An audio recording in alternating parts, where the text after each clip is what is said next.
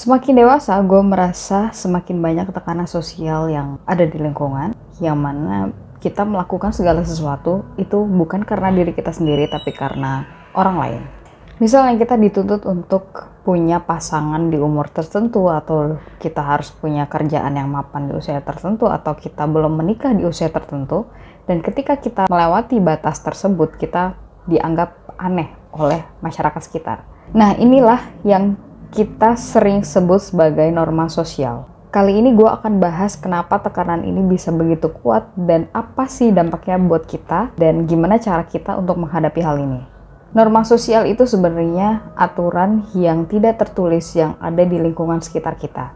Ini bukan hukum, tapi ini sebuah ekspektasi masyarakat yang mana ketika kita melanggar hal tersebut, kita jadi dianggap aneh, atau kita jadi merasa bersalah, atau kita bisa jadi bahan omongan untuk orang lain.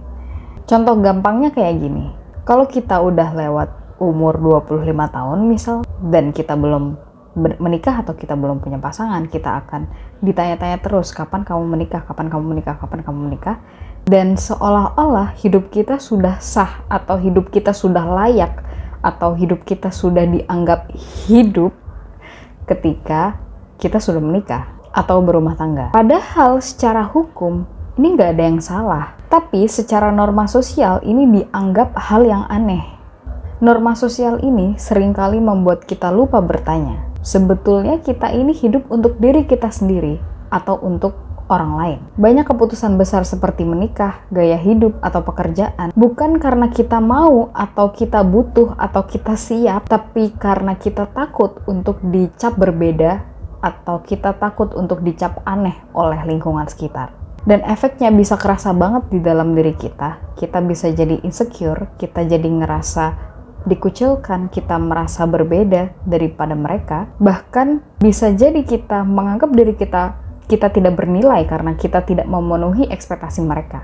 Lama-lama kita jadi kehilangan kepercayaan diri kita karena standar kebahagiaan kita ditentukan oleh orang lain, bukan ditentukan oleh diri kita sendiri. Terus gimana caranya untuk kita menghadapi hal ini?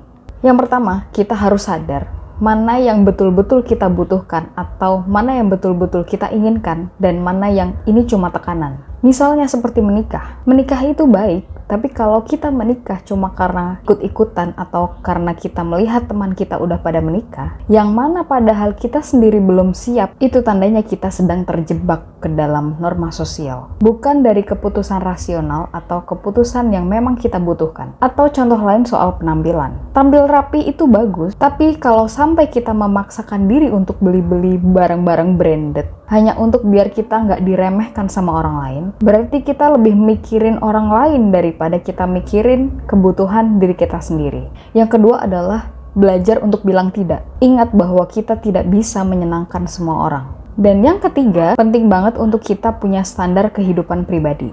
Hidup kita bukan kompetisi, siapa yang paling nurut dan paling bisa memenuhi ekspektasi norma sosial, tapi hidup kita soal siapa yang paling jujur terhadap diri kita sendiri. Jadi tekanan sosial itu nyata dan aku yakin kamu semua di sini juga pernah merasakannya. Tapi ingat, kitalah yang berhak untuk menentukan jalan hidup kita sendiri. Dan pertanyaannya adalah, sampai kapan kita mau hidup untuk validasi orang lain? Terima kasih udah nonton video ini sampai akhir. Kalau kamu merasa relate sama video ini, jangan lupa untuk like, komen, dan subscribe biar kita bisa diskusi lebih banyak lagi. Sampai jumpa di video selanjutnya.